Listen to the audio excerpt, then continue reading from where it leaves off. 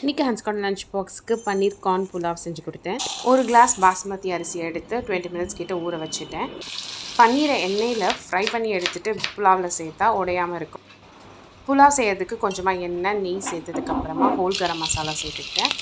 ஒரே ஒரு green chilli சேர்த்துக்கிட்டேன். அதுவும் ஃப்ரை ஆனதுக்கப்புறமா ஜிஞ்சர் கார்லிக் பேஸ்ட்டும் சேர்த்துக்கிட்டேன். பன்னீர் ஃப்ரை ஆகிடுச்சு. இஞ்சி பூண்டு வாசனை போனதுக்கப்புறமா புதினா கொத்தமல்லி சேர்த்தாச்சு. இப்போ ஸ்வீட் கார்னும் கொஞ்சம் சேர்த்துட்டு வதக்கிடலாம்.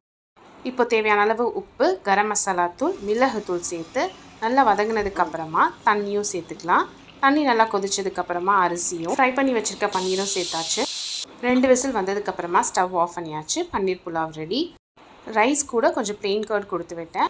ஸ்நாக்ஸுக்கு சப்போட்டாவும் செவ்வாழைப்பழமும் கொடுத்தேன். இன்றைக்கி பிரேக்ஃபாஸ்ட்டுக்கு தோசை, வேர்க்கடலை சட்னி. எங்களோட லஞ்சுக்கு மட்டை ரைஸ் கூட கத்திரிக்காய், முருங்கைக்காய், மாங்காய், கருவாடு, மொச்சை போட்டு கருவாட்டு குழம்பு. சூப்பராக இருந்துச்சு. தேங்க்ஸ் ஃபார் வாட்சிங். பாய்.